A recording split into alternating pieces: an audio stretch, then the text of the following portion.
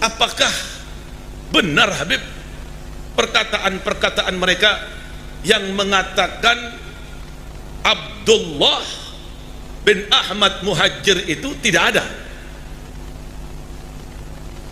Ini semua karangan-karangan Dajjal Imaduddin dan pengikut-pengikutnya. Perhatikan, ini kitab abad keempat. Setelah kita baca nanti, kita akan kasih shock terapi tegangan tinggi terhadap Imad dan pengikut-pengikutnya Imad.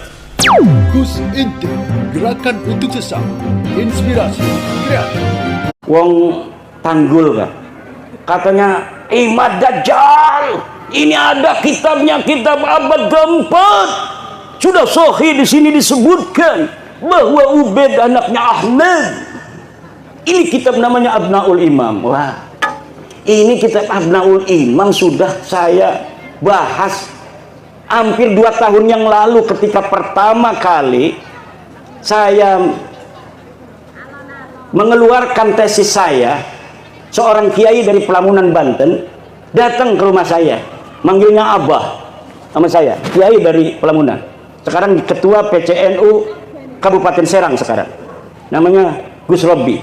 Abah, ini ada kitabnya ini, karena dia mondoknya di Yaman. Ini ada kitab Abnaul Imam fi Misr wa Syam. Masya Allah, kata saya tidak ketemu kitab ini, kok Kiai Robi bisa ketemu. Sini saya lihat, saya teliti kitabnya, ternyata kitab ini adalah kitab palsu, baru dicetak tahun kemarin, tetapi mengatasnamakan tahun 473 atau 37 Hijriah.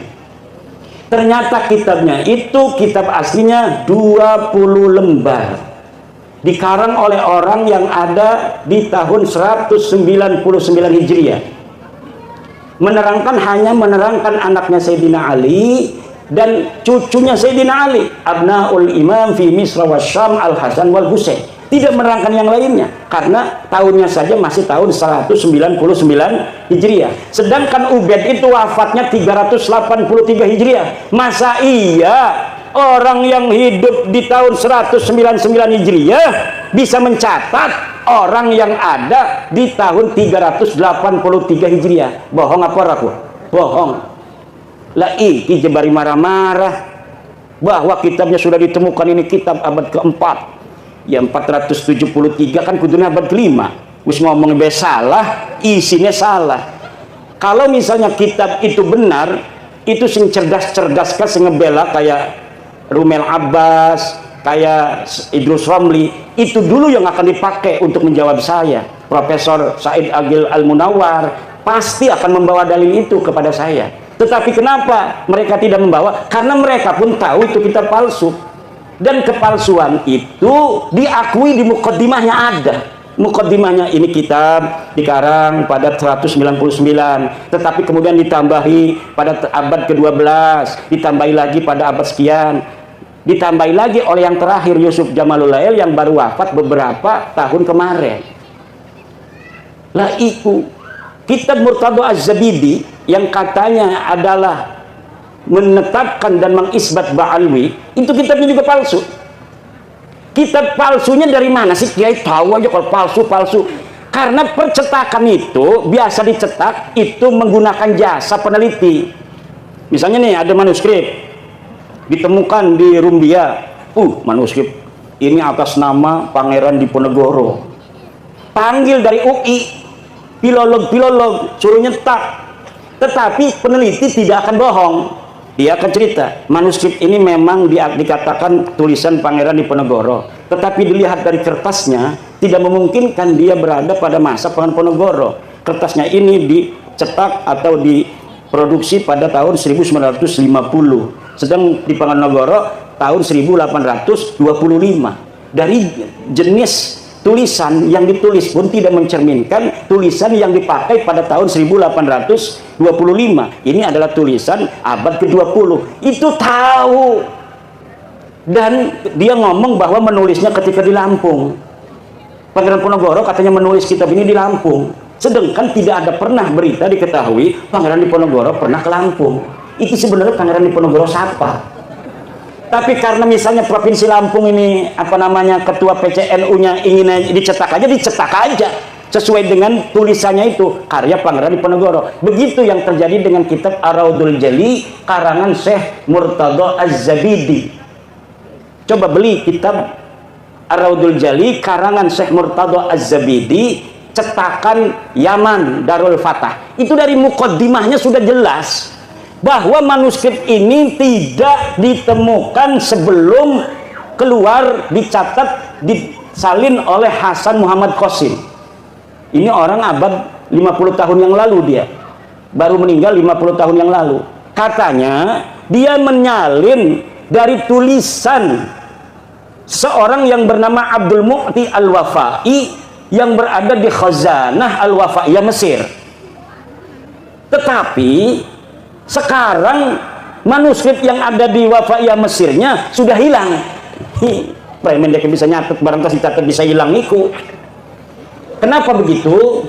Itu bukti bahwa sebenarnya manuskrip itu tidak ada sama sekali. Karena beberapa klaim mereka punya manuskrip di dalam sebuah kitab yang namanya Uqudul Almas karya Alwi bin Thahir, setelah saya konfirmasi di kitabnya bohong.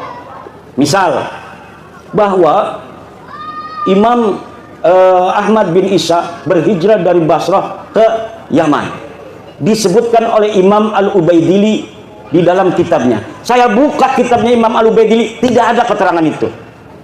Kemudian bahwa Ahmad bin Isa bergelarnya tidak pernah ada Al-Abah dan An-Nafat. Gelarnya menurut dia hanya Al-Muhajir. Ternyata tidak seperti itu. Kitab yang dia sebutkan tidak menyebutkan An-Nafat. Saya lihat ya yang bergelarnya An-Nafat, tukang minyak. Yang satu lagi bergelarnya Al-Abah. Al-Muhajir tidak pernah ada di kitab-kitab dari mulai hidupnya Ahmad bin Isa sampai dimunculkan pada 800 tahun kemudian nama Al-Muhajir sebagai alibi bahwa Ahmad bin Isa ini hijrah ke Yaman. Padahal yai Ahmad bin Isa ini orang pernah pindah ning Yaman. Lakas sama sekali berita kepindahan Ahmad bin Isa ke Yaman. Dia terkonfirmasi kitab abad kelima Al-Ghaibah karangan At-Tusi adanya di kota Madinah Al-Munawwarah. Dicari kapan wafatnya, tidak ada berita kapan wafatnya. Dicari di mana dia ini dikebumikan, tidak ada. Kenapa sampai dia tidak dicatat?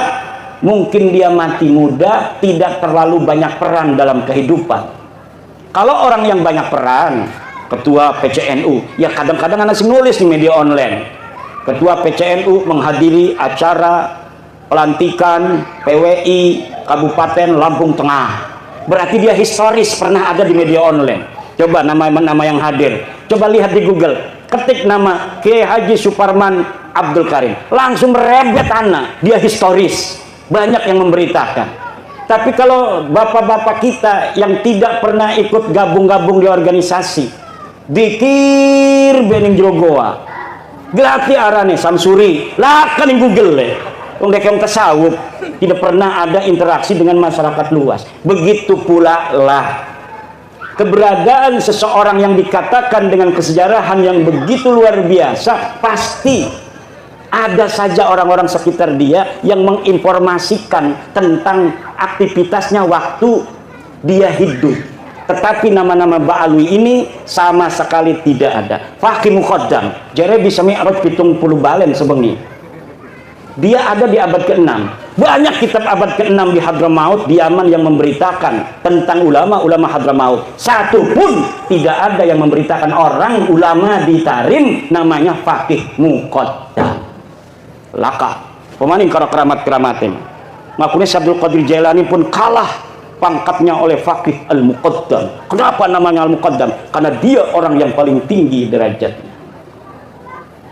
Ternyata ketika dicari di dalam sejarah masa lalu tidak ada. Sejarah itu yang perlu dokumen, bapak-bapak. Nggak usah marah-marah, wis dokumen deh.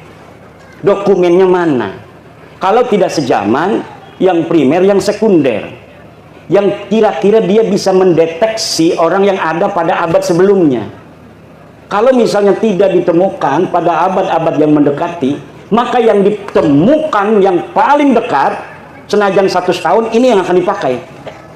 Nanti apabila ditemukan yang lebih tua, maka yang muda yang bertentangan yang dengan yang lebih muda ini harus namanya tesisnya ini sudah ada antitesis, sudah tidak bisa dipakai lagi. Bengen surah istifadah Habibi kabeh bin Syihab bin Smith bin Yahya As-Sagab turunan Nabi, tapi siki antesis abad tua 4, 5, 6, 7, 8, 9 bahwa deket duduk putune Kanjeng Nabi, ya kudu nerima tes DNA ini melenceng, turunan Nabi kudune J1 deket mah tes DNA ini hasilnya G haplogrupik, turunan Nabi Muhammad, turunan Nabi Ibrahim J1 haplogrupnya.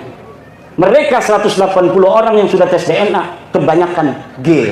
Ini menunjukkan bahwa mereka bukan sebagai turunan Nabi, tapi juga bukan orang Arab. Kenapa sih kepuntang-puntang Kiai Imad kok ngomong ikut terus? Karena penting buat warga NU yang percaya kepada penghormatan kepada keluarga Nabi hanya warga NU. Lamun putu Nabi asli mah dimai duit gemembut dibalikaken maning.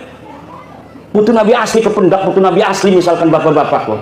Bapak menghormati dekenya lebih menghormati nanane. Itu ciri-ciri keturunan Nabi asli. Kalau kita menghormati dia, lebih menghormati kita. Kalau kita ngasih duit, dia lebih ngasih duit kepada kita. Karena nggak mau kalah keturunan Nabi pada kebaikan. Kalau orang tawadu, maka kita akan kalau kita tawadu, dia akan lebih tawadu. Itu ciri keturunan Nabi asli. Lebih baik dia yang menanggung derita daripada rakyat yang menanggung derita. Itu ciri keturunan Nabi asli. Bukan yang mengorbankan orang lain untuk kepentingan dia. Bukan. Ciri Nabi asli itu keturunannya adalah keturunan Nabi asli. Dia rela menderita. Yang penting umat Islam ini bahagia. Bukan sebaliknya, nyuruh orang-orang berantem demi kepentingan dia, sementara dianya aman-aman saja. Nyuruh orang-orang Indonesia berantem, dianya enak-enakan tidur. Orang-orang yang bodoh dari orang-orang yang bisa dipengaruhinya suruh gulat sama orang-orang yang menentang kepentingan dia.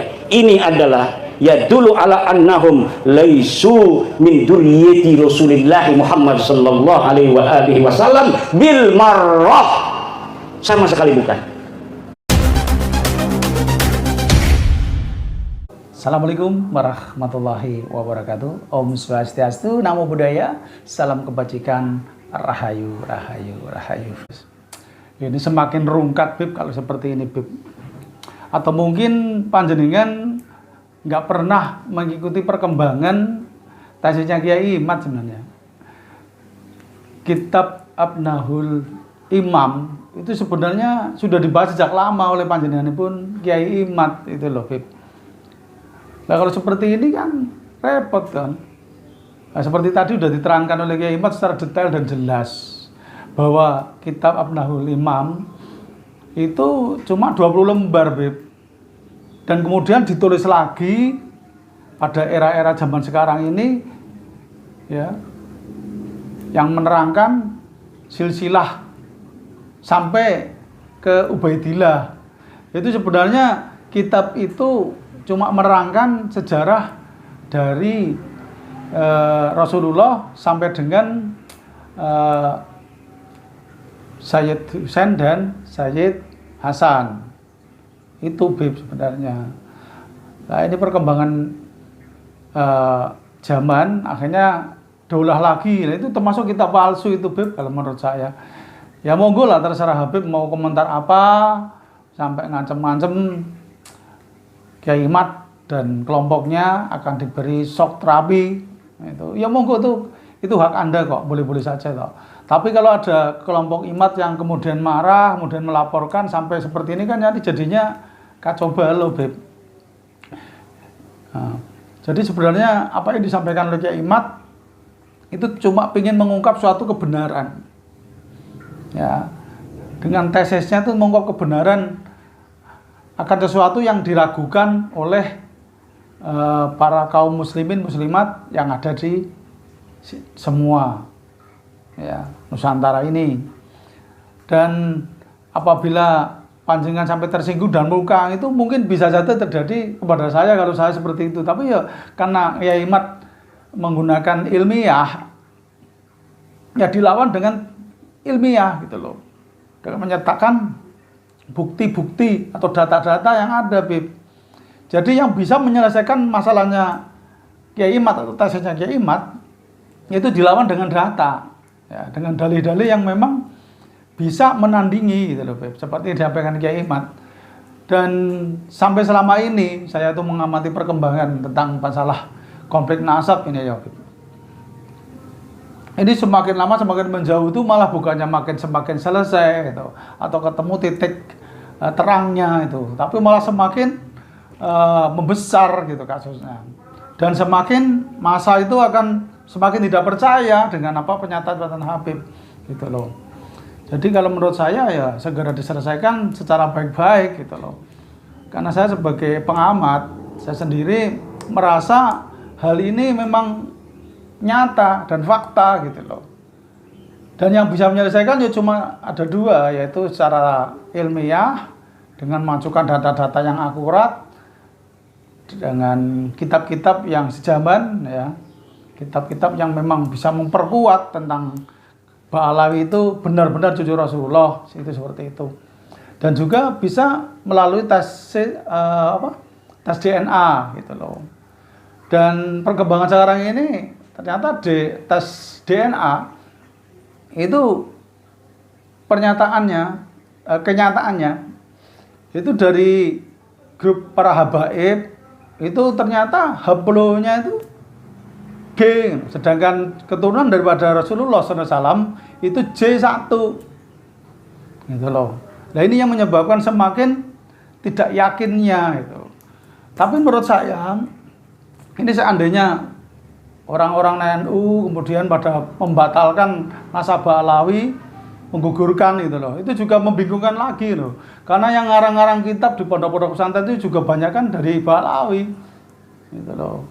Contoh ini Salam Taufik, siapa sih nggak pernah ngaji Salam Taufik di pondok-pondok pesantren? Itu kitab karangan Ba'alawi itu. Ya kalau kita memahami benar, kita bingung gitu loh. Dan saya sendiri sebagai pengamat, saya bingung. Mau ngomong secara dasar hukum, ngomong dalil-dalil, udah yang banyak pintar dalil banyak kok. Jadi saya cukup memberikan komentar yang kira-kira bisa diterima dengan masuk akal. Dan kita akan mengikuti terus perkembangan Kiai Imad. Semoga perjuangan beliau akan menemukan hasil yang sesuai yang kita inginkan dan kita akan semakin yakin akan suatu kebenaran. Itu saja yang bisa saya sampaikan, semoga bisa dipahami dan dimengerti oleh para sahabatku semuanya, khususnya para kaum muslimin muslimat yang ada di Nusantara. Yang penting badan saya jangan sampai ini dibesar-besarkan sampai misalnya konflik itu membara dan memanas sampai melawan hukum yang berlaku di Indonesia. Oke ya, jangan sampai anarkis lah gitu ya. Apalagi mau dilawan seperti melawan penjahat lah. Karena ini bukan masalah kejahatan, ini masalah kebenaran yang memang harus ditegakkan di muka bumi ini. Dari saya cukup sekian, apabila ada kata-kata yang kurang berkenan dan ada pihak yang tersinggung, saya pribadi mohon maaf. Karena saya manusia biasa, tempatnya salah dan dosa. Hanya Allah Subhanahu wa Ta'ala, tempat kebenaran yang hakiki. Wabillahi taufiq wal hidayah. Assalamualaikum warahmatullahi wabarakatuh. Rahayu, rahayu, rahayu.